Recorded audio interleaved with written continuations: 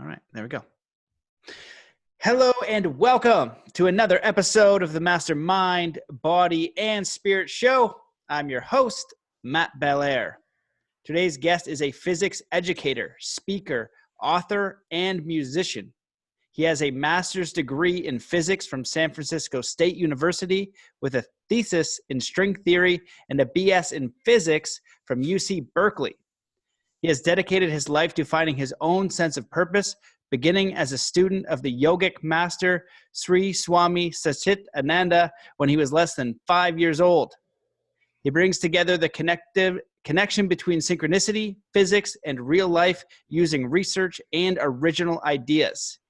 He is also a multi-instrumentalist and professional performer of award-winning original musical compositions and the author of the new book, Living in Flow. Welcome to the show, Sky Nelson Isaacs. Thanks, Matt. It's awesome to be here, and I love your show. I love what you do with your life and really focusing on the enthusiasm and the living life every day fully on the edge of the comfort zone. Well, thanks, man. I appreciate that. Well, I appreciate, looking at your work and your background, having multiple degrees in science, but then also connecting it to music. And from what I've kind of learned about understanding the universe, music is one of those important ways that when I grew up, I wasn't naturally gifted at. So I have like this love for it. So I'm trying to learn it a little bit more and integrate it into my life, because I know that for me, mine was sport. I learned a lot about life from sport and martial arts. So why don't you give us a little bit about your background, your very diverse background, and what you are doing today and writing the book and all that kind of good stuff? Yeah. Well, I grew up, asking this question of why am I here? What is consciousness? I mean, I didn't even know the word consciousness, but I had an intuitive sense that there was meaning to what was going on in my life. Even when I was just immersed in it, as a kid trying to navigate social situations and education and just growing up, it's like I've always had a feeling that there was something to be learned and that there was some pattern or some process going on. And my exposure to Satchidananda's teachings early on really helped a lot in setting that course of this is not just an experience that's happening to you, but I'm participating in the experience of life, and there's something deeper happening that I wanted to look for. I wanted to understand. And in college, through a synchronicity, actually, I ended up signing up to be a music major in college at Berkeley, but then had hand pain, repetitive stress injury from practicing too much. And I couldn't continue. And I was at my girlfriend's house at the time, and her dad made a comment, an offhanded comment from my girlfriend's dad, that all the physicists he'd ever known could solve any problem they put their hands on. And it was just one of those comments that, he didn't intend it in any way, but I was actually had just finished my first physics class in college and was thinking about switching over to physics because I couldn't do music for that, for the degree. And so I didn't look back. I just took some makeup courses in the summer, and then was a physics major from then on. So I learned physics, and it was like a way to understand some of the same questions, like what are the patterns of life? Why do things happen when they happen?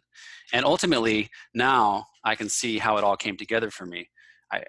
That the work I'm doing now examines space and time and says, look, we know how, most physicists are satisfied with describing how baseballs move through the air and cars drive and airplanes fly. We know the laws of Newton's laws and relativity and quantum mechanics somewhat, mostly. But we don't know, and most people don't even think it's a problem to understand why certain events happen. Why does this person walk through the door instead of this other person? And so I started to see that there was the real question in my mind was, why do certain events happen at certain times? And I began to see it like a branching tree. As we go through life, we're constantly moving along this branching tree. And as we do so, some of those branches are really significant. It's like whether some person you've never met walks through the door at that moment and steps up to the coffee bar counter and orders a drink, and you happen to strike up a conversation, that could be a pivotal moment in your future with that person. And so I started asking about those kinds of events. Like, is there some way to describe how, at macroscopic level, how events in life become, how the more meaningful events seem to happen? And I had experiences like where I would be trying to decide whether to, do one thing or another. I think we've all sort of struggled with that. Should I go out with friends tonight, or should I go practice my instrument or my training or whatever it might be for me? And sometimes I would go out with my friends, and I'd have an experience that was like profound and deep and meaningful. And I'd ask myself, well, what if I had done the other thing? What if I had stayed home tonight? Would I have missed this whole experience of my life? Would my life be totally different? And on the other hand, sometimes I would choose the other thing, and I'd stay home and I'd study or train, and I'd have a totally deep insight or breakthrough. And I'd wonder, if I had gone out with my friends tonight, would I have missed this? Would my work be stalled, and would my life be totally different? So what I came to is that life is, the cosmos we live in is responsive.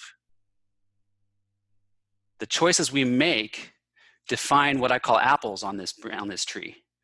And they define apples by saying, look, if I choose to go out with friends, what I'm acting upon is a desire to have more fun, to be more connected, to build my community. And in doing so, I define which branches of the tree have that experience. And the branches of the tree that have that experience are the ones that have the apples on them. We're just metaphorically speaking. And those apples weigh down the branches in such a way that when I go out with that intention, I make it more likely that meaningful experiences will happen that make that intention happen, come to fruition. And so, yes, some really amazing, unforeseen experience might happen where I get up on stage and sing in the open mic or whatever, something I didn't plan, And it's not an accident. And it wouldn't have happened if I hadn't have gone, but that's not a problem, because it happened in response to me going. And no matter what I choose, here's the main point, no matter what I choose, in this sense, the cosmos is conspiring with placing apples on branches to bring me the more meaningful experiences in life that are aligned with what I'm choosing. And a key part of that is that it's not positive necessarily. It's not like a fluffy philosophy that, you can just create whatever you want. It's also looking at the obstacles that I create for myself and asking myself, how am I creating that for myself? How are the choices that I'm making leading to the same experiences of, negative, frustrating experiences over and over? And so it's also a call to really, to self-examination and understanding our role, my role in my life dynamics. And I think expanding from there into the global dynamics. I see climate change as a reflection of what's going on inside each of us.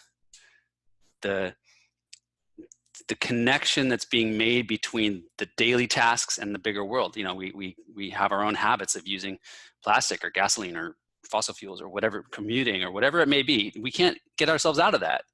And it's also tied into what choices we make in terms of where we work and how far we're willing to commute, and whether we drive alone or we take a bus or whatever. And those choices are tied into how willing are we to step into our lives fully and do what it is we're passionate about. So I start from that place. I want to do the work to break free of the constraints that we put on ourselves to hold ourselves back, so that each of us lights up with the energy that we have in the world to do the thing that we are here to do. And when we do that and live collectively in that way, in flow, working with each other, dealing with the emotions that come up in our conflicts and being able to resolve them so that we move through them instead of just sort of backing down and never dealing with them, that's when we can start to resolve some of the things that are facing us, not only individually, but collectively. And it all starts from that inner place of courage to step into life wholeheartedly. And that's what living in flow is about. Man, what a beginning. I had so many deep questions, probably your first, few sentences. So you bring up a lot of interesting topics that I kind of want to throw your way. And I'd love for you to share more about the book as well. So you can kind of weave it in there if it makes sense. But, you know, what is your thought on like, I wrote an article a while back and somebody sent me an email and said, hey, you said, you know, we create a reality and also that you're not in control of any of it. And I thought about it and I was like, oh man, that's definitely a contradiction. I was like, but I do believe both of those things. And I like, now it's like this interesting, I was like, I try to explain it in like this balance. Like, you know, I am influencing and intending what I want to do. So if I want to get really good at ping pong, I could practice ping pong all the time and that would change my reality. And then maybe I want to work in ping pong and now I got a life of ping pong. If I worked 14 hours a day on ping pong on that goal, it would move that way and I would be creating my life. Then also, if you go back a few years, they used to say, you know, hey, I'll see you next year, God willing. Because back in the day, you'd be taken out by like the flu or some sort of, you're just dying all over the place, right? So we still have those unforeseen forces, that bigger picture. Some call it God or spirit or something. But then the idea was, I said, you know what? I was like, I really appreciate you saying that because I'm at a new space now of trying to figure out these questions that are deep. And I don't know if it has a permanent answer. It's just where I am right now. I'm sure if I go back 30 podcasts, I wouldn't have the same mindset and I won't have the same one, you know, tomorrow, depending on the experiences. But I think that where our power comes in to create is when we accept responsibility for the what is and then set our intention. So the example I gave a lot is like Bruce Lee broke his back and they told him he was never going to, you know, you're probably not going to walk and you're definitely not going to kick again. And so I think it was about 8 months in a hospital bed. He read so much about martial arts and just increased his knowledge so much about martial arts in general that when he did heal himself of his own volition and of his own power, he came back stronger than ever with more knowledge. And that's how he became Bruce Lee. You know, if he would have just kind of like, oh, woe is me, the universe has done this to me, now I'm done creating and influencing this life, he would have never became Bruce Lee. And that was his turning point, that obstacle, that challenge that he had. So maybe you can speak about any of that, even though there's no direct question really. Yeah, no, that's a great question, man. Because that's it. And that's, I want to tie that into how we deal with those, what I call singular branching points. Singular meaning like more important than the other branching points. You know, every day you get up and you either make coffee or tea and you either, you know, go to take the car to work or you walk to work, or, you know, you make lots of little choices and many of them are not that consequential. But then there's these important ones, these singular points that do have a big difference on the life path. And so I think it's really helpful for me that is, if there's any way to make a big difference in the way that I do things, it's to recognize the evolution of my life, like symbolically, like what's going on in my life.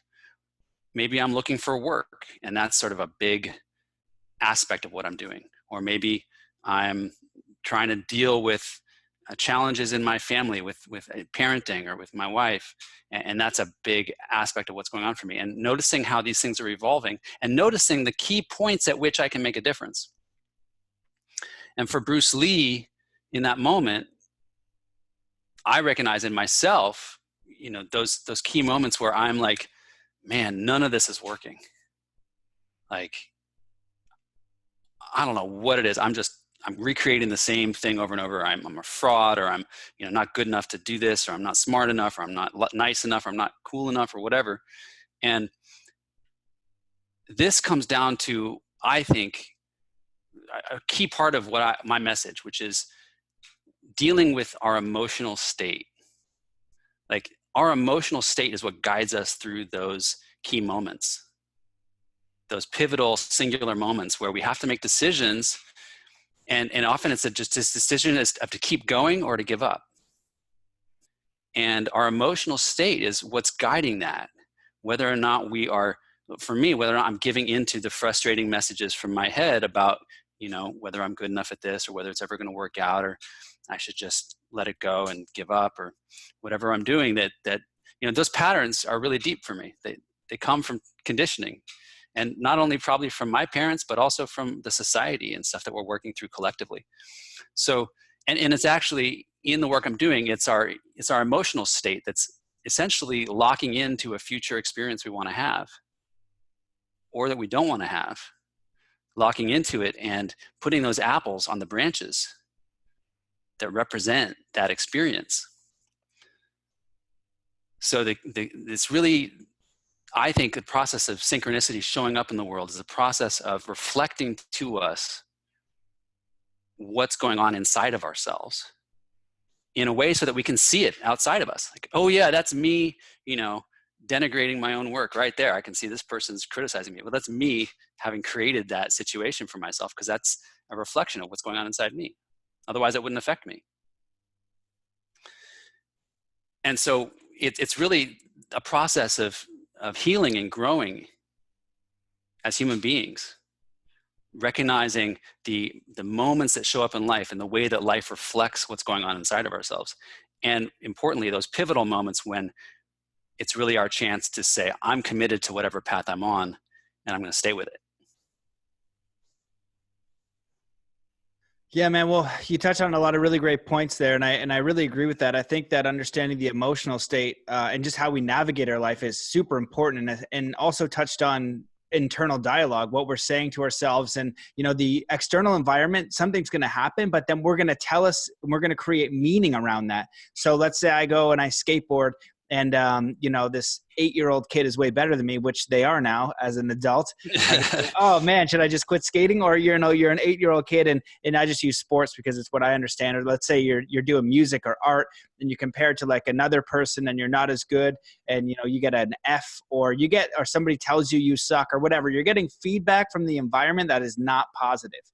It doesn't mean that you have to take that as a negative thing. If you'll find that all people who have had massive success in business, entrepreneurship, life, philosophy, they had so much negativity come at them, but they were able to stand firm in their own beliefs, in their own understanding, in their own way of life. And I think that's so important, to be able to kind of honor yourself and really be discerning with what self-talk you allow in and what you do. And there's so many questions I want to ask you, but you touched on a little bit before about like, how is it that we make a right choice? How do we live and flow with that inspiration when there's so much chaos out there? And what are your thoughts on free will? And so all of this is kind of encompassing on really deep topics that I think that people should just ponder. And I ponder them as well. It's like, how much in my life am I influencing my reality? Can I make a wrong choice? Like if I make this choice, like you said, stay in and practice, or I go out, but you said, you can connect, or something, the universe will bring you maybe something better than you expected, as long as you had the right intention. I'm not sure how you got to that point. Well, it's not, yeah, thanks for asking. It's not the right intention. I think that's a great word to use, because it gets in our brains a lot, right? Like, what's the right thing to do here? And empowerment comes when we don't think that there's a right thing anymore, and we realize that it's up to us.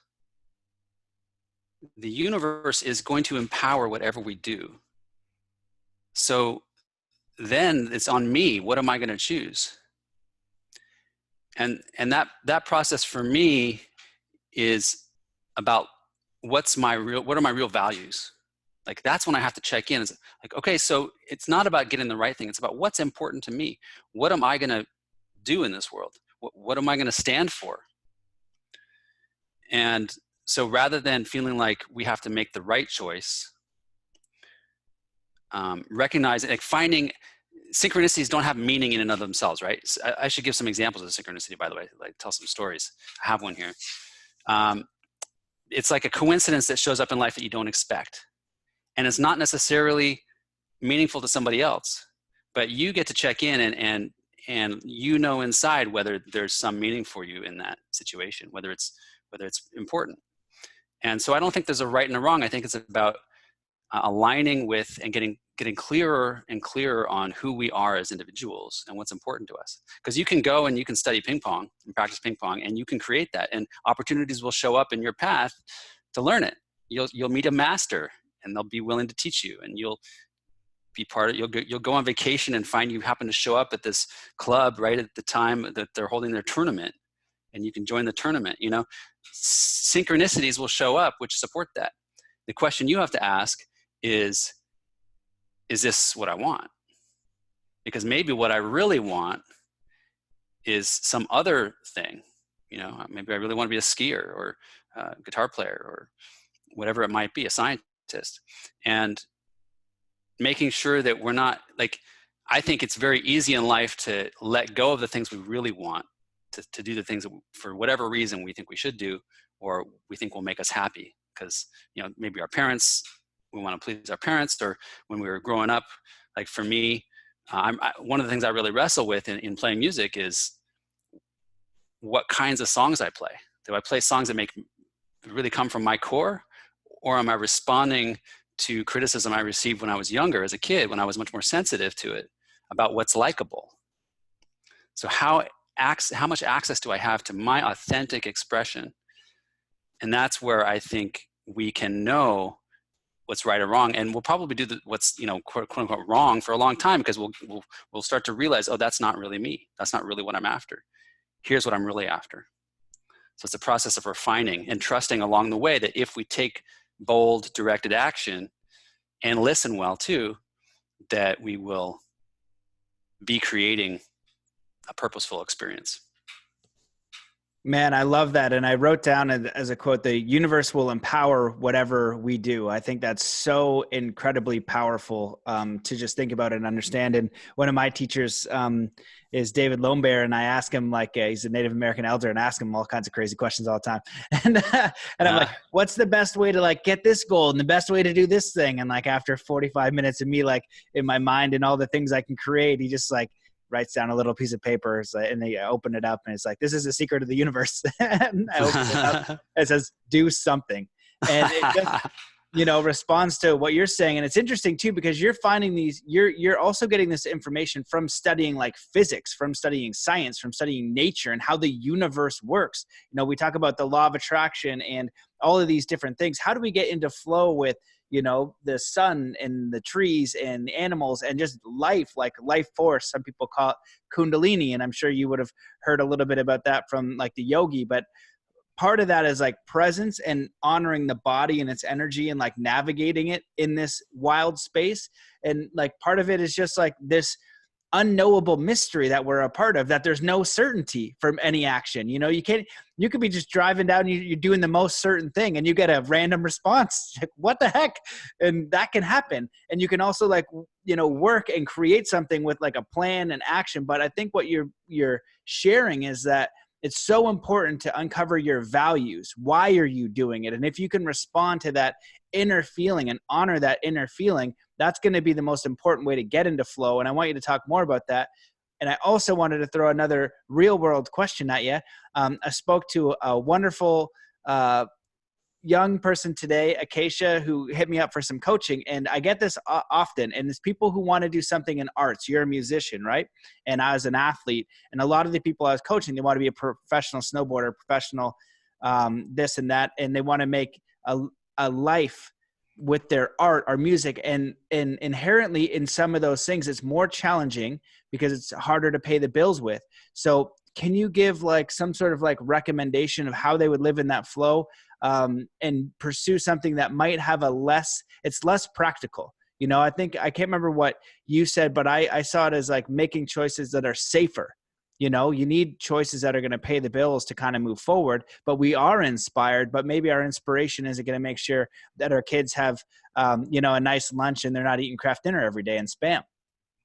Yeah. Well, Spam's pretty good, I guess. I know, I was going to say, not knocking Spam. Well, yeah. So let me cover like those two things in order. That there's a story that comes to mind, which is an example of synchronicity that I'll share, which also, you know, like, I like the way you talk in your work about life as a contact sport. You know, we experience flow a lot of people experience it in athletics, because there's a way in which, as the author Mihai Csikszentmihalyi, who wrote the book on flow, talks about, you know, on one hand, you can try and be more in control of your life. On the other hand, you can let go of control completely. You know, we've all thrown up our hands in the air sometimes, just said, I'm clearly not helping the situation. I got to surrender, you know. And neither of those actually solves the problem. What Csikszentmihalyi talks about is letting go of the worry about whether we're in control. Right? So it's not like I'm just going to let go or I'm just going to take control. It's who of us can permanently stay in this worryless state about whether we're in control or not. That's the challenge. And an athlete, when they're in flow, is certainly not in control of the game, right? Or the rock wall they're climbing or whatever it might be. But they're also not letting go and just surrendering. There's an exertion of effort and skill and talent. So when we're in that best space and we get our ego out of the way, like you talk about, when our ego's in the way in the game, it's very hard to bring our A game because we're worried about what happens if we don't do it right, if we take too much control or not let go of control too much. Like we get absorbed in that. And so the surrendering, or sorry, not the surrendering, but the letting go of the worry about whether we're doing the right thing at the right time, and then deciding in the moment what to bring. Should I bring more action? Should I be more assertive? What's the edge of my comfort zone? Should I hang back and allow things to unfold? I had this experience where I was I was in the middle of grad school, and so I had left my job the year before, and I had enough money to sort of make it through, but I was looking for a job that was really part-time and to help me out through grad school. And I got an email from somebody that I was at a conference with, like the year before, that I knew from the conference. And I was chatting about the next upcoming conference. And they said something randomly about, so are these people from such and such organization going to kidnap you? And I was like, it was such a weird statement that it made me stop and think, like, what are you talking about? And then I thought, like, oh yeah, I met this person from that organization. They were really interesting. And we actually were on the same flight on the way home by accident. And so we talked the whole way. And it occurred to me that I would love to work with them. And so I wrote to this person and said, do you have any need for a really part-time person to help you with technical or writing or whatever it is that you need? And I ended up working for them for like a year and a half through grad school. Hours were whatever I wanted them to be. And it was because of that random comment that I got from this other person. So the practical steps that I put together for this are listen, open, reflect, release, and act, and then repeat that cycle. So I call it LORAX, LORRAX. So listening is like noticing the weird comment from somebody or noticing the obstacle that comes up in life, that something is in the way. And instead of just pushing through, I'm going to stop and listen to life. And then I'm going to open my mind. I never would have thought to ask these people for a job, but I'm going to open, like maybe there's something there for me. Maybe there's something that this obstacle is presenting me that can actually benefit me. And then I'm going to reflect on what that might be. How is it that my life is unfolding right now? How is it that this could be beneficial? Because the presumption I'm making is that life is sending us helpful information in the form of things that happen to us. And so the challenge is to find that information.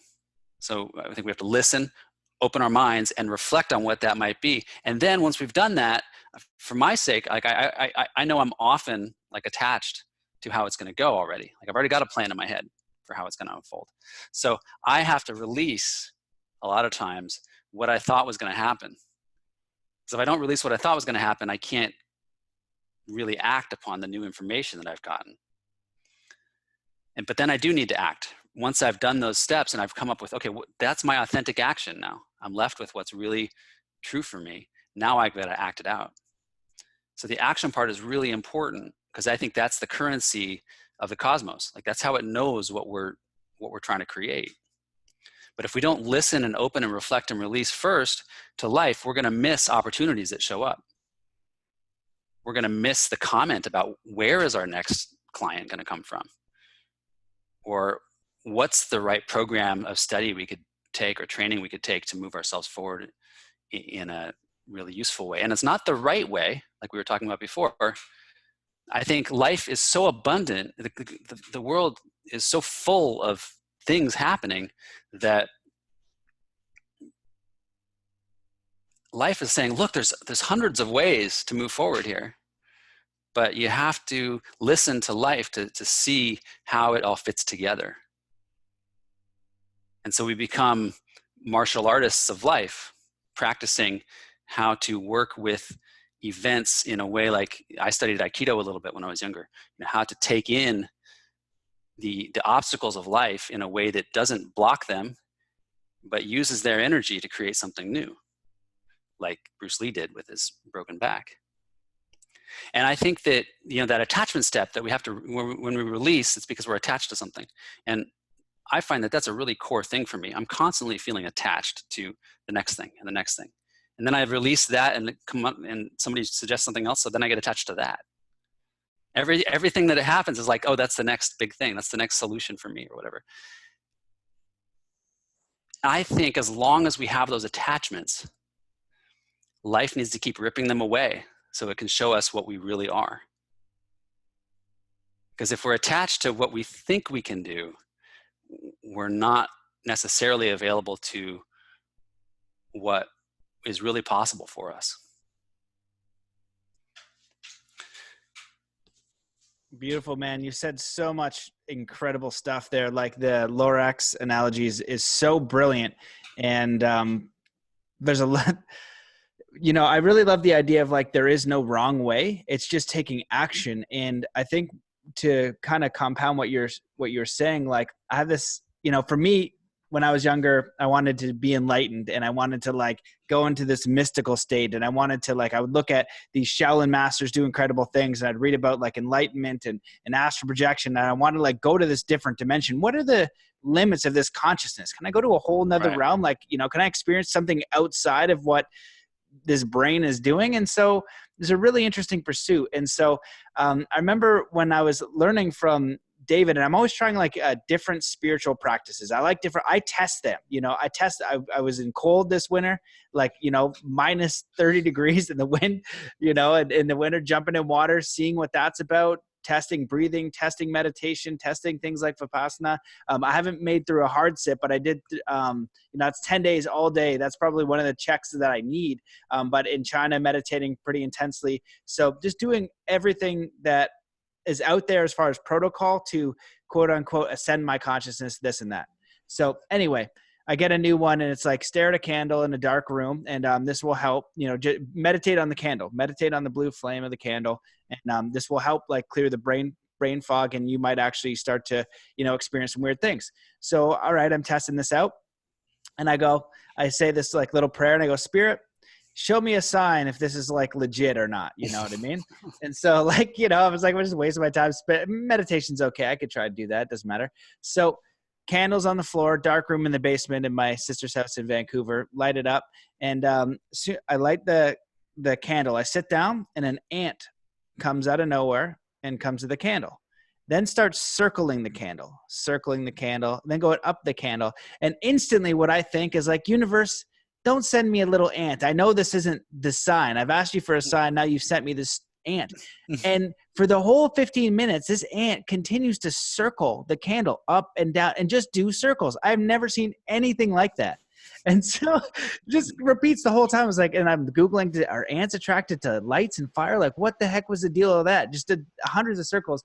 And it just clicked. And it was like, it was this moment for me. It was like, Matt, stop looking for this big, extraordinary thing. Although I've had a few of those happen, life is always giving you information and signals and support and help. If you can stop for a moment and listen and reflect, like you said, just take a moment that like life is communicating with you in a subtle way, but it can communicate through the person talking smack about your music, through the person you're meeting in the line. It's like we have that goal in our mind, right? And we're moving towards it, and that's the goal that we get. But everything in between is like not good enough or not a part of life or not to be paid attention to, when really that's 99.999% of the whole entire thing, with a little blip of that imaginary goal or next step that you have in mind. Well, that's what's so exciting to me, because what I think this is pointing to is that not a single moment is wasted. So for people who are listening to this conversation, I think something we probably have in common is like, we're seeking a path of discipline and engagement. And the process of synchronicity, which arises from this process I call meaningful history selection, is never stopping, not even when you're asleep. So that's like something you need to do. And yet it's like you wake up and you're like, oh, I just missed those 6, 7 hours, 8 hours, whatever it is. Every moment is the cosmos is responding to us. And so everything, like you said, everything is an ingredient in that. So when I go to the store, I know that there could be an experience I have at the store that transforms me, or that I transform in some way. That was an experience that I get to step into where I can actually be of service, or I can learn something. I went to a gathering. I was new to this gathering, and it was a kind of a small group, and I was engaged in it, and it was a lot of fun. This is pretty recent, and it was like almost over, and we were about to go home, and then just the last minute, this conflict happened between two people. And it really happened like with all of us there, and it was in the space with us.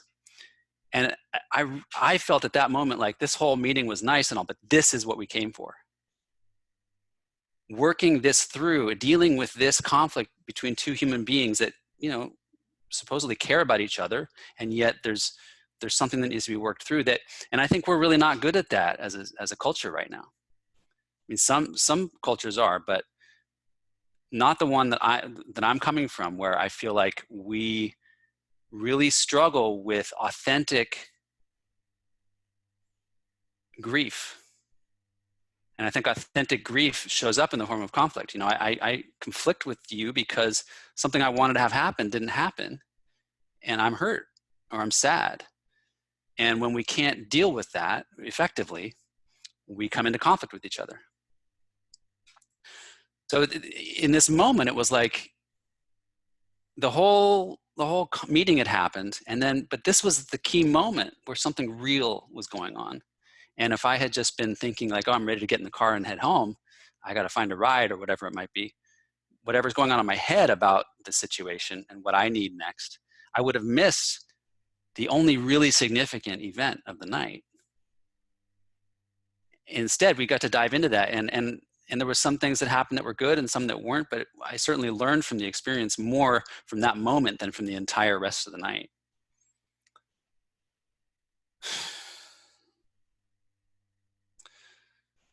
Yeah, man, 100% agree. Well, when you share that story, what it makes me think about is just like how grounded your approach is, because we move about the world and we have these ideas and we have these goals, and really there's so much learning from just being human, you know, and interacting in a real way with each other. And I think that we do struggle with being authentic, with sharing honestly, but without attacking. You know, we're not, like, culturally, we're not very good at that. It's like the emotion comes up and it's more of an attack battle rather than like being able to share effective communication in a way that you are compassionate towards the other person, but in an adult manner, like emotionally whole. And it's such an important point to make, because I think that this happens in the workplace, obviously on the roads, within families, within friends. And if we can learn to be a little bit more supportive, a little bit more compassionate, a little bit better communicators, we can have a massive impact on our families if we're in conflict there, in our workspaces and communities.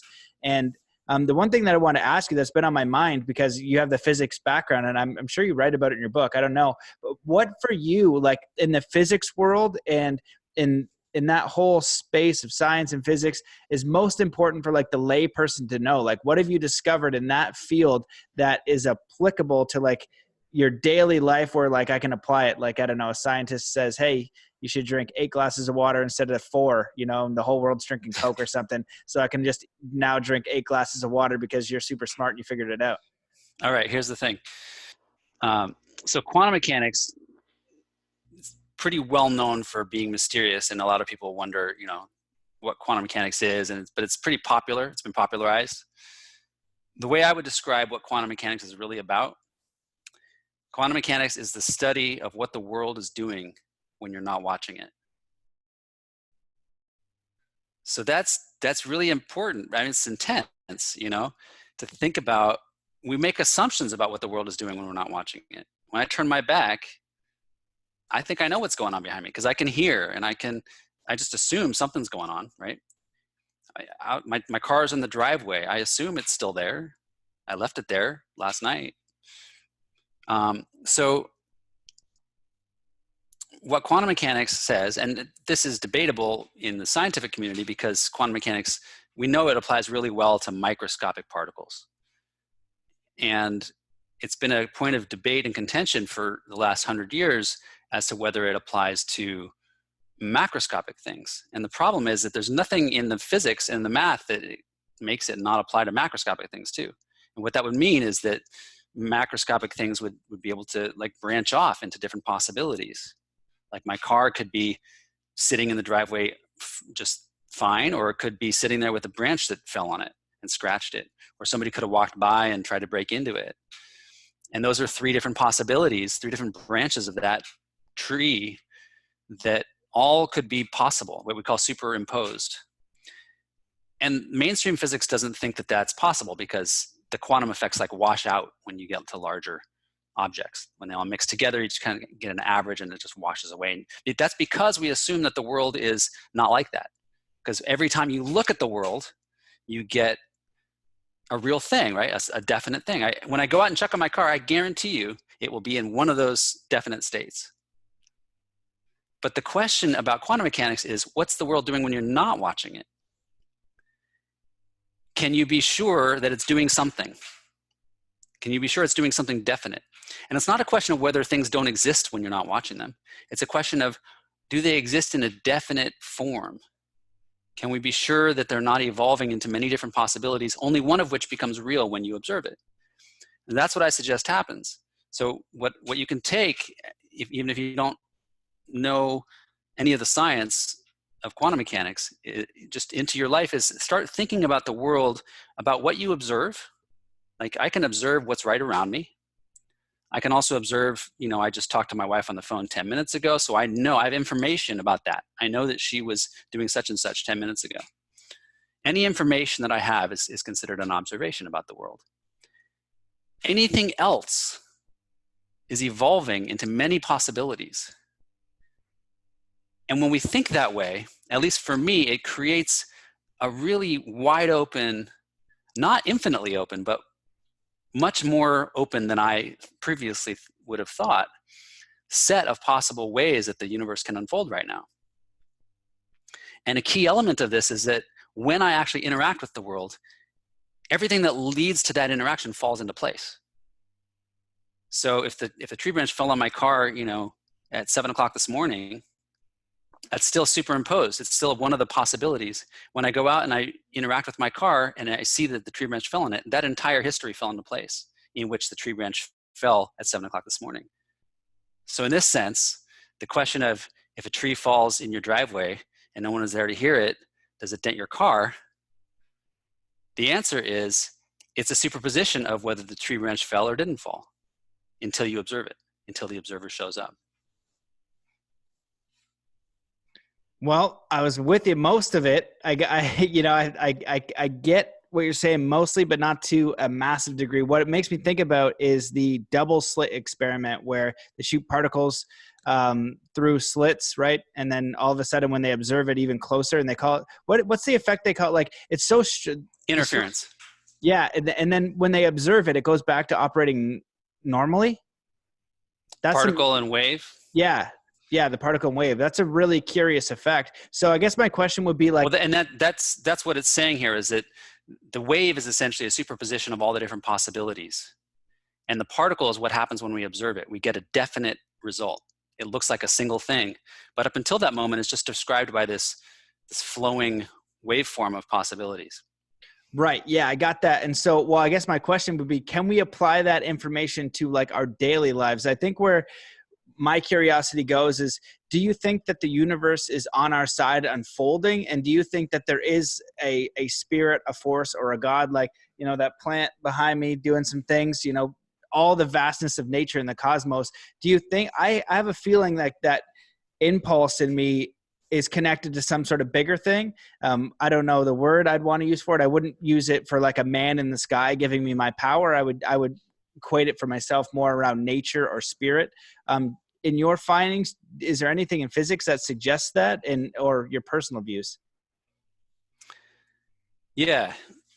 So this is a very useful question, I think. And it's one that I have definite personal views on. If you think about all those possibilities that, rather than assuming the world is fixed out there, just happening on its own, actually everything I'm not observing is evolving into just trillions of possibilities. So the world outside is not actually defined or definite. It's got many different options. Then it's possible for those things to fall into place lots of different ways. So when I walk out my door, or when I walk into an elevator, or when I get on an airplane, there's lots of different ways that life could unfold. I could run into somebody very important to me right at that moment, or not. And so I'm trying to connect that superposition idea of all the different possibilities, which are not certain yet, and how when we actually interact with the world, we get a certain result. But it's selecting from all the possibilities. And that's the point at which I think synchronicities show up, because the more meaningful possibilities are the ones that become more likely to happen. And that's the metaphor, again, is this apple tree. The more meaningful branches of possibility become more likely to happen because they have these apples on them, because they relate to something that we're doing. And what we're feeling in ourselves, in our intention, and in our emotional being, and the way we're interacting with the world, is selecting from those branches the possibilities that are more aligned with whatever it is we're bringing to the world. And so I see this as a way in which the world is bringing us the very things we need in order to grow. And it may be to be more successful, sure, it could be. It may be to be less successful, at least for a time, in order to learn about ourselves. Maybe we need to fail in this particular way, or experience an obstacle, or have someone close to us die. I think all of these things happen, and I think they happen in the context of essentially narrating our lives for us. They help us narrate what's going on in our interactions with the world. So let me unpack that a little bit. I see the events that happen to me in life as reflections of what's going on inside of me, and the choices I'm making, and the intentions that I have. And so in a way, the outside world is narrating my life. And I don't expect bad things not to happen. I incorporate them into the story that I'm telling myself about what my life is at this moment. And so God comes in there, but I don't want to attach a label to it. It's definitely a connection to the very center of the cosmos that's helping us unfold in the most growth-oriented way. Yeah, man. Well, you definitely shared a lot of interesting things to think about there. And apologies if you guys can hear the weed whacker over there. I'm trying to steer my mic away from the guy that needs to do his gardening right now. I don't hear it. Okay, good. Yeah, you put that in such an interesting way. And, I was going to ask you, why do you think we have challenges, right? If we're living in flow and we're moving towards, I don't know, an ideal life, right? Or a better life, or whatever we're trying to create in our world. And, people will ask, why did I get this disease? Why did this was a synchronicity, but a bad event? And I think you answered it a little bit there where you said, it's to help you grow. I was curious if you wanted to unpack just that one. Why is life so friggin' frustrating sometimes? Why do some people say, hey, yeah, man, I didn't ask to get hit by that truck. I didn't ask to lose this. I didn't ask for that. Why am I experiencing this suffering? Because we're so great. So many are suffering, and we're the ideal part of the world. We're not even suffering like other people are. That stuff is crazy. So I was curious if you could speak on that and anything around free will with our choices. Do you believe in that? And how does your research, what does your research say about it? Well, free will is something that does appear to be supported by physics. There are some theorems that indicate that any physical system doesn't have an existence independent or prior to us making a measurement of it. Let me qualify that statement. It's not that it doesn't exist. It's that it doesn't have a definite form yet, a definite value or property. So if we measure an electron, before we measure the electron, it's in multiple different possible states. And it's not like we just don't know what state it's in. It's actually doesn't have a definite state. It's like a canvas that hasn't been painted yet. When we make a measurement of it, we have free will to make that measurement choice, however we want to interact with it. And the system itself doesn't have, well, it gives you a result in response to that choice. So this approach validates the idea that we have free will, at least at an experimental level. At the same time, and I think that our free will influences the types of events that come to us, right? The choices we make influence, and that's really what life is about. I'm trying to study the science of choices, meaningful choices in life, and how the circumstances we experience are a reflection of those choices. So again, they're not right or wrong.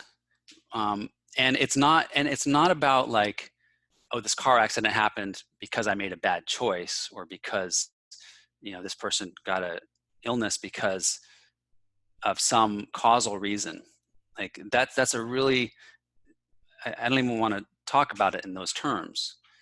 We have to be much more open-hearted, I think, and subtle in our understanding. Like, here's the question I want to ask. What do we feel like the purpose of life is? Because if the purpose of life can be blocked by life itself, then maybe we're missing what the purpose of life is. Maybe there's something that those hardships, and I don't want to dive into things that I've not experienced, which are really, really, I don't know how to describe, like what it's like to live in a war zone or what. But I'm just speaking about from my experience with relatively light hardships that are still like mortally frustrating to me. How do we recognize the griefs and the hardships that we face as the meaning of life? That is what life is trying to show us. There's something there for us that's not getting in the way of us experiencing life, but is actually leading us where we need to go to experience the best life we can. And it may not be in order to become Bruce Lee, the master of karate. Like, it may not be to, some things are that, like they lead us to become stronger and more professional or more better relationships, but it might be to understand ourselves better and choose our life path accordingly. It might be to learn how to love more deeply. I would say, somebody told me this when I was going to have my daughter, when she was about to be born. They said, nothing has made me feel more vulnerable than being a parent. But that's not a bad thing, right? It's not, I don't wish I wasn't vulnerable and didn't get to be a parent. It's been a real learning for me to learn how to be vulnerable. It's something that I didn't learn when I was growing up. I learned how to protect myself. And I feel like right now in history, we are at a time when there's research being done. Brene Brown has done fantastic work on vulnerability, especially in organizations and in the way we work together. And I think this work is crucial because I think life is trying to show us who we are at our core. And it's not necessarily the conditioned person with the goals and professional aspirations that we think it is. But that's part of it.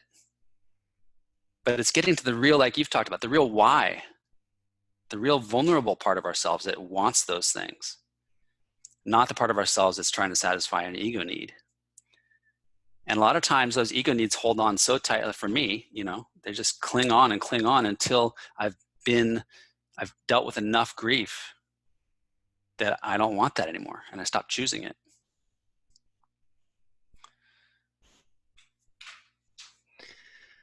Holy smokes, man. Well, you said a lot here, and I'm going to do my best to formulate a question and give some feedback. But I love what you said about just pondering what is the meaning of life? What is the purpose of life? And I can't remember exactly how you phrased it, but if life can kind of get in the way, then is that the meaning? Or what did you say there? It was such an interesting thought experiment. Yeah. Never thought about it. And I was like, that is interesting, you know?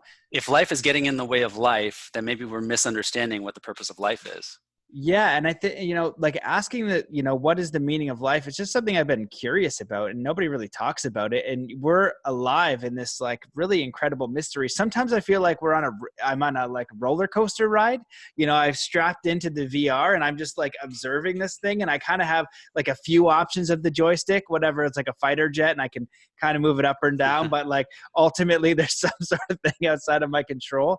And, you know, we spoke about it a little bit before too, like the ability to kind of surrender. And in Zen, there's like a few lessons, like they go into lots of stories, but if you look around spiritual teachings, it'll talk about non-attachment and surrender to this life, to this existence, to this experience. And then you bring in choice, right? And so then it goes, we want to make the best choice. And so what a fascinating thing to research, how to make the best choice. And you're doing it from a frame of mind that I don't think people would expect. So what I wanted to ask is, like, some people know that they want to make a better choice, right? Maybe they're struggling with weight. Maybe they're, whatever the case is, right? They're addicted to something, or they keep making a bad choice over and over. Do you have any recommendations for a protocol to make a good choice, or to help somebody who just continuously makes the bad choices? Like, bro, I know I shouldn't eat this KFC again tonight because I'm overweight and I got cholesterol and I can't help it. And people genuinely want to change sometimes, but they can't. So I'm just curious if you had any insight into that. Yeah. The hard thing about this question is it's so individual. You know, when we struggle with something like that, it's like so personal. It's like, I cannot seem to figure this thing out. I keep creating the same circumstance for myself, or I keep not being able to choose something different. So I don't want to minimize that struggle and act like there's some simple solution to it. I think it's really the core struggle of what we're doing here in life, in a way. So I want to elevate it in a way, like that is a really core struggle that we're all dealing with. And this is really coming from the teachings I learned from Swami Satchidananda, and I studied a lot of different traditions growing up, the Tao Te Ching, and mystical Christianity, and Sufi Islam, and Rumi, wonderful author that I love. And what I would say is that ultimately our behaviors come from an emotional experience. And when we are able to understand the emotional experience that we're having, we get our choices back. Because as long as we don't understand the emotional experience we're having, we don't have a choice about how we react. We just have to react to our emotion. So, and I think this is the work that we're doing right now on the planet. And this is like the core of the conversation. Because if we want to create the world that I think we want to create, that's change the way we look at climate change, but also change the way we look at each other, change the way we interact at a social level. If we want to have no more violence in our schools or our churches, those things come from emotional pain that hasn't been resolved. And I think we have to do that healing. I want us to do that healing. And it happens at a personal level, right? I mean, it happens collectively, but only because individuals take on that work and decide to understand the thing that's creating the emotional reaction in them, understand it well enough that they don't feel compelled to act out on it anymore, to lash out violently. Or, I think people that are experiencing pain in this world are often feeling really isolated. When we experience pain, especially in the Western cultures, we isolate ourselves. We have our house that we live in, and we can just be in our room alone, rather than in indigenous cultures, we might have been much more having to interact and grow through experiences that were difficult. So I think that the question of changing difficult habits or choosing life-affirming actions is tied into the whole question of, I mean, as a culture, as a society, choosing life-affirming actions, not the short-term, I want my gas to be as cheap as possible so that I can afford my life, but the longer term, like, what are we really doing here? What's the world we're trying to create? And how do we come together to do that? So I think that comes from understanding ourselves, being willing to grieve the pain that we have. We all carry pain. And I think, to tie it back to the topic that I write about, I think that flow is essentially a process, and synchronicity is essentially a process which brings about circumstances that allow us to do that work. So if we can see life circumstances as helpful opportunities to do that kind of healing work, not as obstacles or frustrations, and people are not in our way because they're just obstacles. They're in our way because they're showing us something we need to see. And it takes the conflict out, and it actually, for me, it opens up my heart to the point where I can really connect with people and not feel isolated in the same way. That's awesome, man. You touched on a lot of great points again. And what I really loved was the, when we can handle our emotions, I don't know exactly how you phrased it, but being able to handle our emotions so we then have choice. And I always use the example because I'm a guy and I did martial arts and I was a young man and I wanted to fight everybody that said something. I never did because I was a martial artist, but I got mad. But that's what I learned through martial arts is don't fight them. You know what I mean? Although that you want to, and they've bothered you and they would directly attack you through words, don't fight them. That's a part of the discipline, right? You have to learn that discipline. And it's such a great practice for young boys and young girls because we're so emotionally chaotic. You know what I mean? We want to throw our, things through the windows and, I don't know, whatever, break the plates against the wall. And people in the environment give you stimulus to want to react because we react when we can't handle that emotion. Someone's like, you're the biggest loser ever. And I'm like, well, I'm not standing for that. And so often there's conflict. And this happens into adulthood and through countries and different organizations where people can't handle their emotions. So they can't sit back and make a different choice. The emotion makes the action. And that distinction right there is super key. Super key. So what a really brilliant distinction to share and to talk about. Go ahead.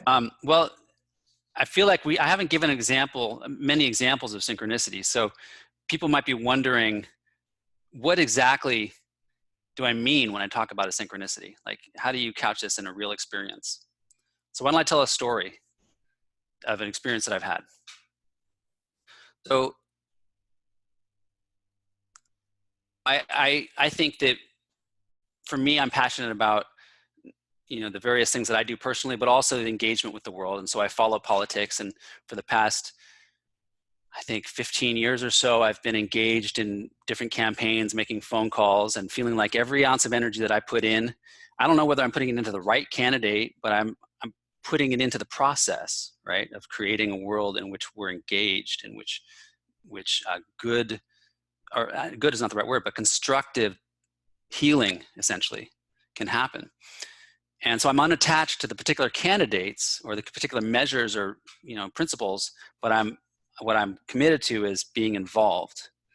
And at one point I made this music video, which was an inspirational music video.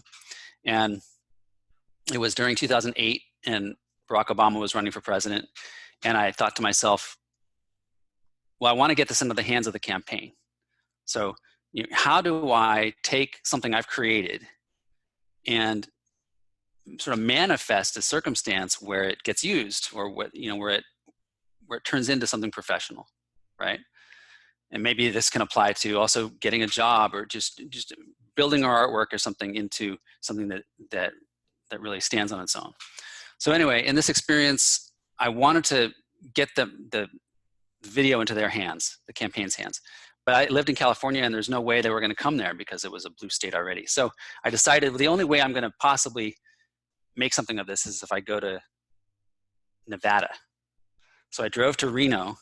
You know, he wasn't going to be there, but the campaign had some headquarters there. So I drove to Reno and volunteered for the weekend. I show up at 7 a.m. in Reno, and the first thing they say is, well, we have some surprising news. Mr. Obama is going to be here on Tuesday, and he's going to give a speech. And so I thought to myself, first of all, I had this excitement, like, oh my God, that's great. And then I had this gut-wrenching sinking feeling in my belly, because that was like, now I have to step up and figure out how I'm going to make something of this circumstance, right? Like, just the opportunity for him to show up doesn't mean that I can manifest something from that, but it's a step.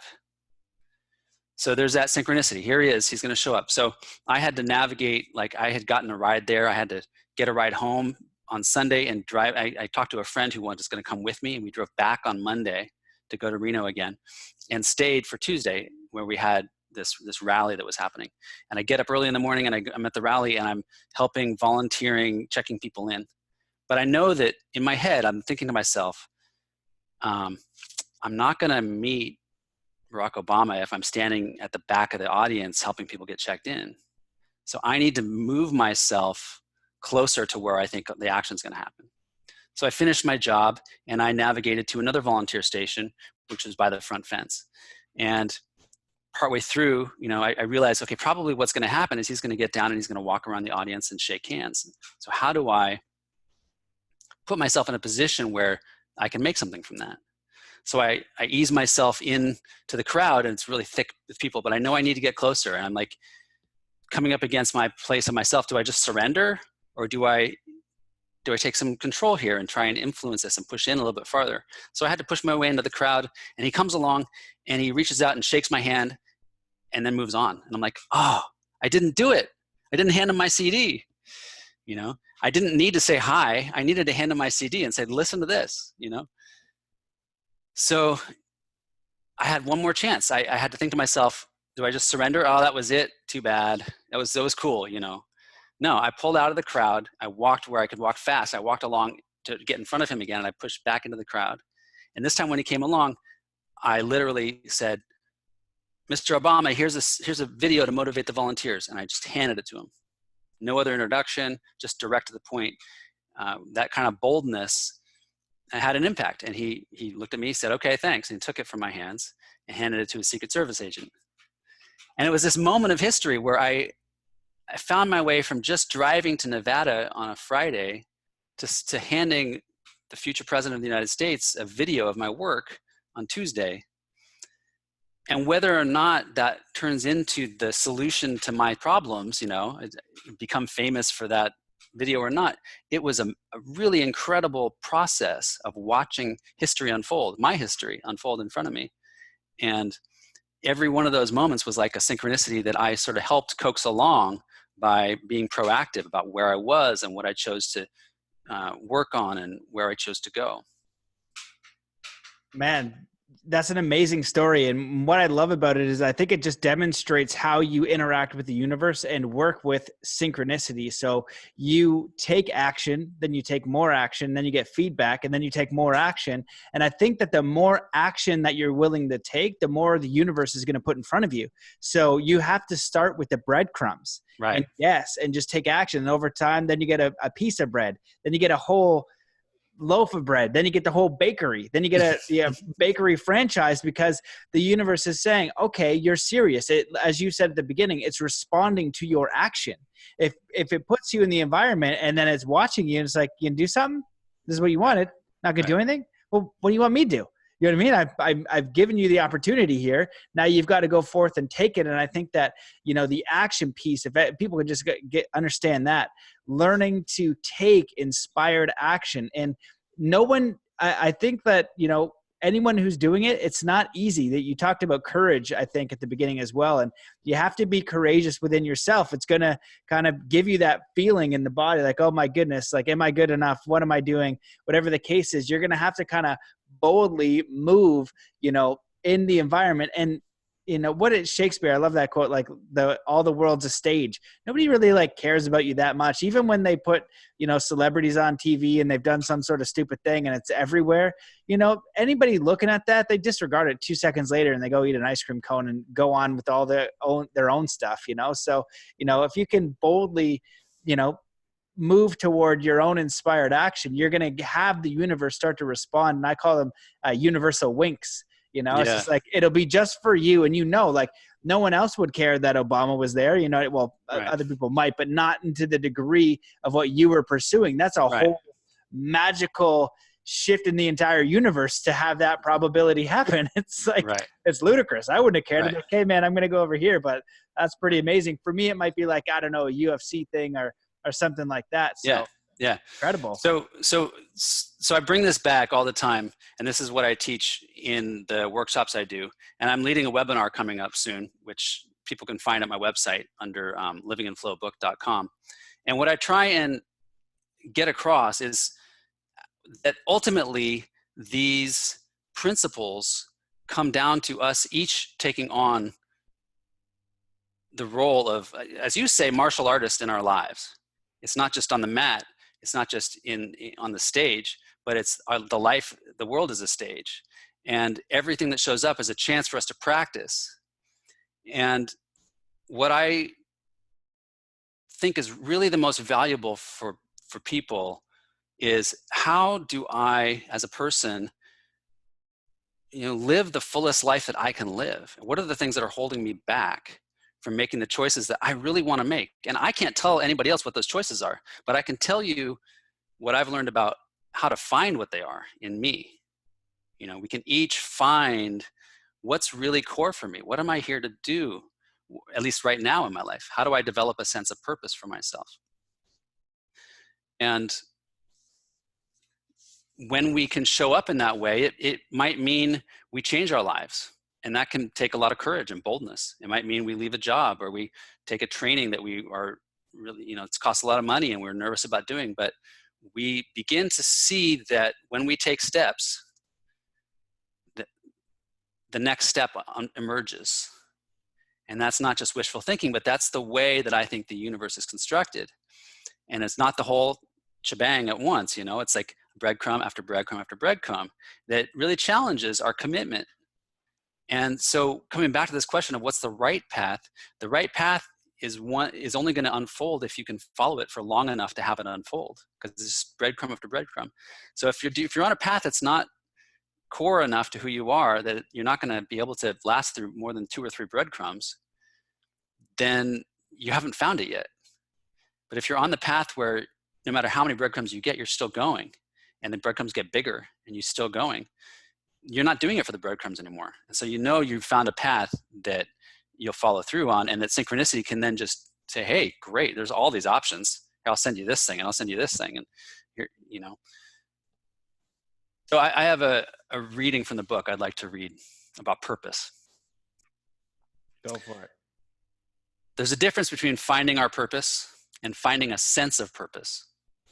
The first phrase implies a very big statement about life's goals, as if there's something we're supposed to do with our lives and we have to find the right thing. I like the second phrase better, finding a sense of purpose. I think that the universe responds to the choices we make by bringing new events into our lives that match those choices. Therefore, each of our daily actions becomes really important. Making each action purposeful is a habit we can develop. It's like tending a garden. You aren't a factory farm pushing out only one cash crop. You're a community garden, planting different seeds at different times and for different purposes. Some of your actions purposely build love within your family. Others of your actions invest in your success in your career.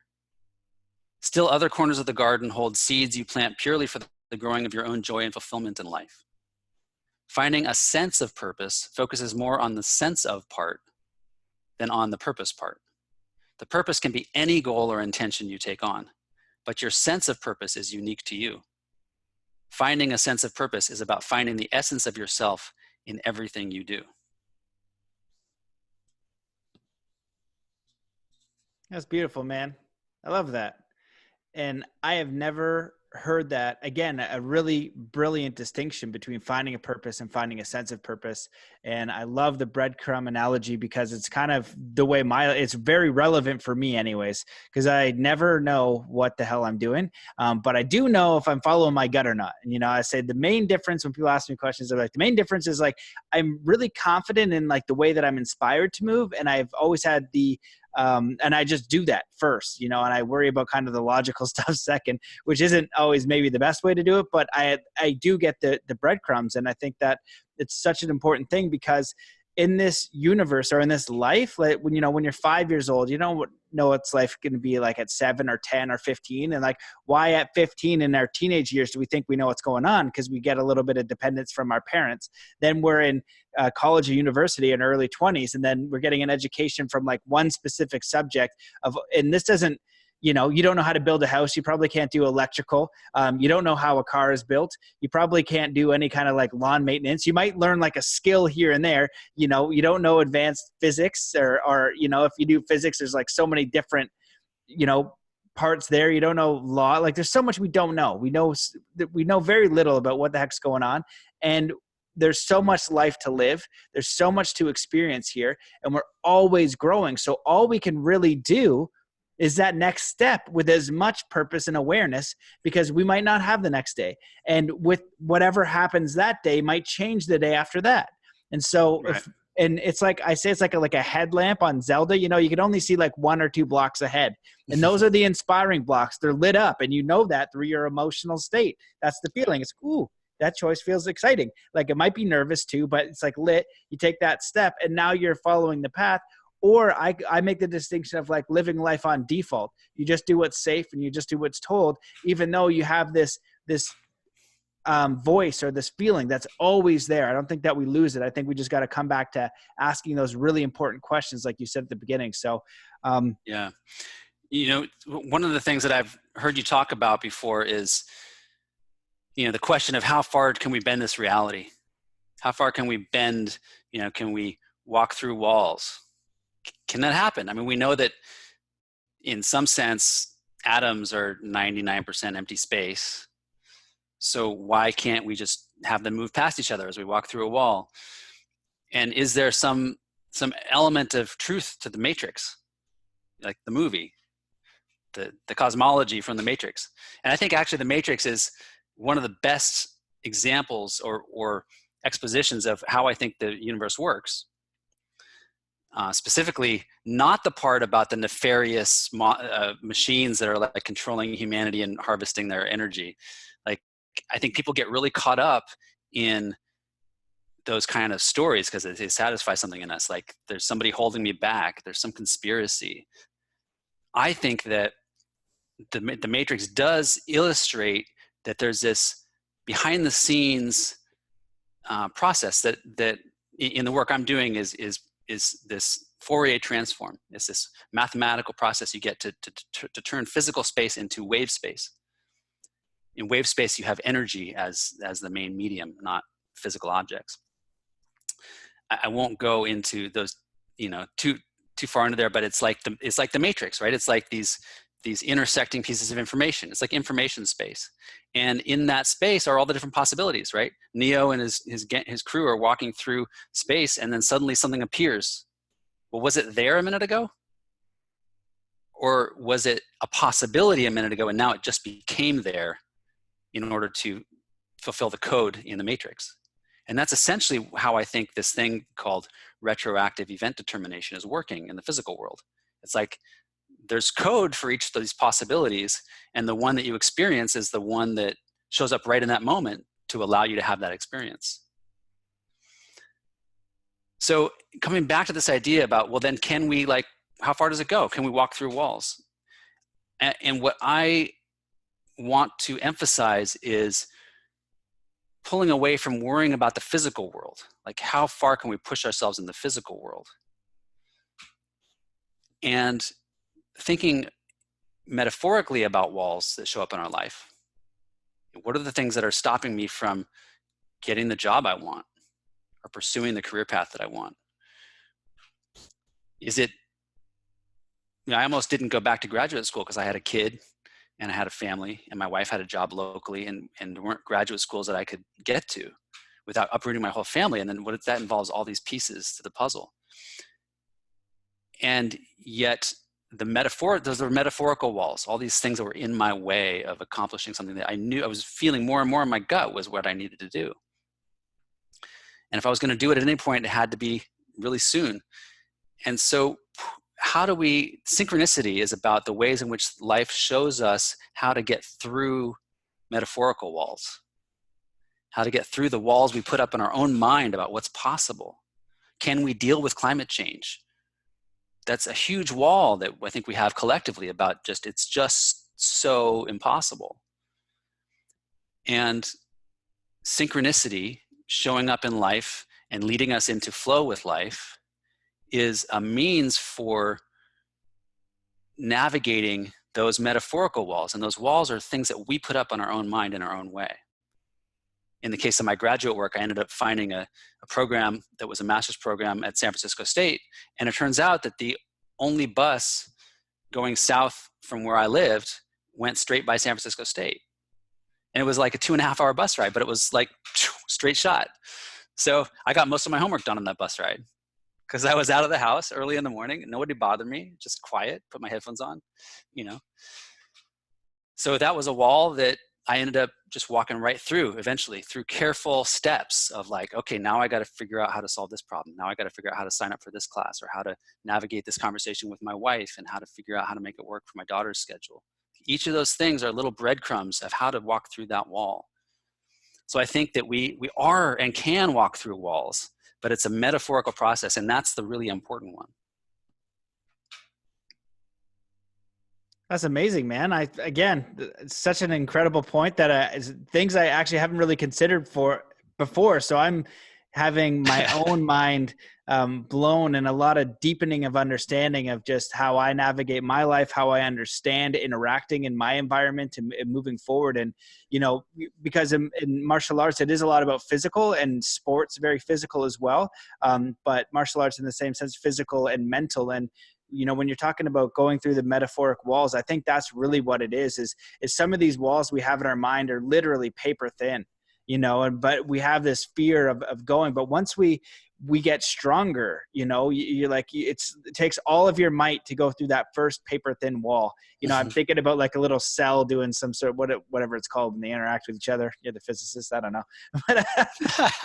but they start to get like thicker and thicker, right? And eventually, like, it's just like this thick brick wall or whatever. But by that time, you're the Incredible Hulk. You're like, boom, you know what I mean? It might take you a couple of charges, but that sucker is going down. So again, just an absolutely brilliant point. I've had dreams multiple times, like a recurring dream of being in a room and there's like a cement wall, like literally a wall.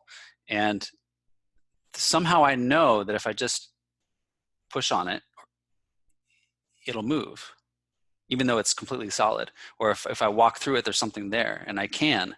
And that's led me to that metaphor. I don't think that means that there's some magical process by which quantum mechanics says we can teleport.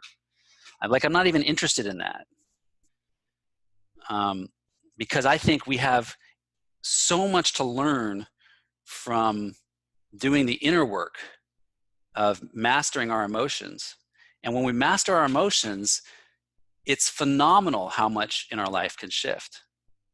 Like for me, I would attribute every success I've had as a process of mastering an emotion that held me back.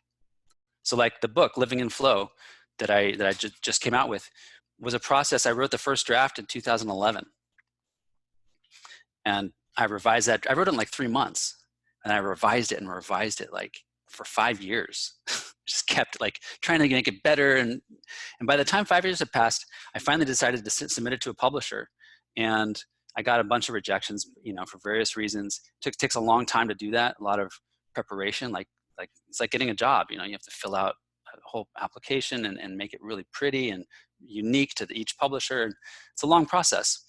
And that process led me to, through rejections and through refining what it is that I wanted to do in the world, or with the book. And finally, I had an opportunity to go back to one of the publishers. When I met them at a conference, I ran into them and have another conversation with them, even though they turned down the manuscript. But at this point, my work had evolved to the point of not being really academic and heady anymore, but I had evolved emotionally. Being able, like I've been through stuff with my wife and my daughter that had opened me up, and people in my life that had opened me up to be more vulnerable as a human being. And I felt like I really could connect with people in a way that I wasn't able to do when I first started writing the book. And now at this point, I knew that when I was writing, when I could feel when I was connecting with my readers, because I felt it in myself. Like I know when I'm connecting because I feel something in me that I couldn't even feel before. And so they asked for another submission, and I just started from scratch, and I just wrote the first chapter of the book. And it came from that really different place. So this book wouldn't have happened without that kind of emotional transformation that came from listening to my life and grieving parts of myself that had been wounded in childhood and had been hurting people in my life, like my wife and my daughter, and just owning that material and reclaiming my own ability to connect with people in my life. That's beautiful, man. Well, I appreciate you sharing that story, because I think that vulnerability, as you touched on before, is such an important thing. And as a man, talk about like divine masculine sometimes, things like that. But men culturally, we're supposed to be tough, and we're supposed to hide our emotions, and we're supposed to do these things. But just sharing that story just shows it's like the evolution of being a whole human, whatever that case is, whatever parts of you shut down, man or woman, whatever the case is, any color, any race, any distinction, whatever you're shutting down, if you can become vulnerable and just become whole and build yourself up, that's going to have a direct impact with everything else in your life. And it's going to be a process. And I really, again, like love the idea of like the walls, because they're mental walls in your mind. That's all it is. It's all in your mind. And once you can kind of analyze those, reflect on them, and continue to take like a new action with that inspiration, and you can ask for help, just pray, ask a friend, do something. But I think the universe and spirit will help you. And I'm an advocate for prayer and asking and writing it down, because also you're seeing it on paper. Just write it down, write the problems you're having, write what you need to go through, ask for help to, whatever you need, like the trees or whatever, but something. Well, I feel like one of the things that I took on as a man in this culture is the importance of being strong. And yet what I found is that anything I haven't evaluated in my life, part of myself I haven't examined, any part that isn't whole is a vulnerability, like in the not good sense of the word. Like just being strong, but having places in myself that are wounded and I haven't addressed is a vulnerability for me, because somebody somewhere can say something, whether it's my enemy or my spouse, that triggers my reaction and sabotages some element of my life. So I'm at risk from parts of my life that I haven't examined. So I think being vulnerable in the sense of like me owning the difficulty that I have in asking for help, because it makes me feel like I don't have it all together. People see that I don't know everything I need to know. They're going to just abandon me. The vulnerability that comes from owning that and being able to do that is actually a strength that we have as men, because it makes us less vulnerable to the unexpected stuff that life can bring. Yeah, 100%. 100%. And it's so interesting, like how, like, again, just in the common world, the day-to-day thing, it's very suppressed and it's still made fun of, and it's so interesting, but it's a very powerful thing. And I never thought about it from that perspective. So you're just dropping all these brilliant points of view that I'm like, oh yeah. And I'm definitely going to use them too, and reference this. Man, it's been a pleasure to talk to you. I imagine your book is amazing. I haven't had a chance to read it yet, but just the points that you were making and the perspectives and how powerful the distinctions are. And if we can apply those, like I've found that in my own research and meandering through life and falling down, that a lot of the important concepts will make you successful or have a fulfilling life aren't complicated. They're just challenging to do. And that's really what you shared today, is like these really beautiful and important concepts that can have a dramatic impact in your life if you're willing to take a little bit of action towards them. So what I wanted to ask you is there anything else that you wish that I'd asked? What would be your top recommendations for living in flow in like a concise version? And so I'm just going to pile it on before we go. And any recommendations to make the planet a better place? If you could like implement one like belief set, one thing, one idea, and it would be adopted among the planet, what would you do to improve it to the largest degree possible? That's beautiful. Wow. And you're challenging me to like distill what I want for the world in a way that I really need to. So that's great. 12 words or less, please. No, just kidding. Well, I want to say that I love working with people on this, and I work with groups in the form of workshops, and I've got a webinar that I'm going to be leading in the next few months. So you can find out about that stuff at my website, livinginflowbook.com. And living in flow, it brings in lots of stuff. It brings in trust and faith in the world. It brings in authenticity. And ultimately it comes from strength that isn't necessarily strong, but it comes from boldness. It comes from honesty. It comes from wholeness. You use that word. So that leads to the final question, which is, if you could do one thing, if we could all do one thing that would actually start to heal this world and change the circumstances, it would be take on a quest for wholeness. Whatever that means, wherever that leads you. Because it's only through becoming whole that we will each individually heal. And we don't need to fix the problems in the world right now. We need to heal ourselves and the problems that exist. And that's an active process, both inside of ourselves and outside of ourselves. So that's what I would say. I think that can make I think that is what will make the difference when we take on that healing work and are willing to address grief and vulnerability and still raise our head up and look at the world with clear, direct eyes. Amazing.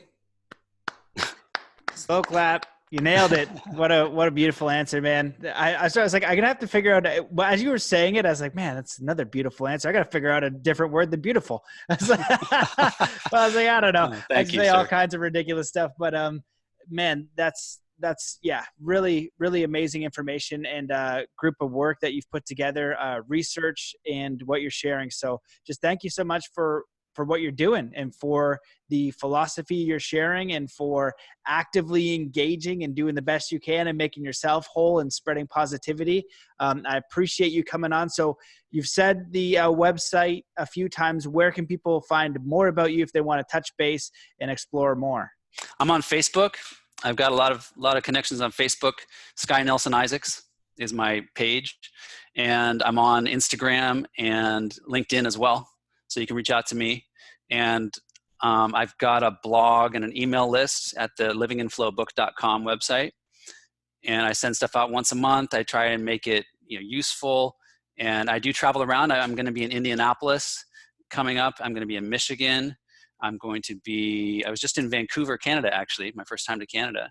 Nice. And so I do travel here and there, and I do internet stuff too as well. So I think I covered it. Right on, man. Well, thanks so much for coming on the show. I appreciate you. And thanks everybody for watching. See you in the next episode. See you later. Peace.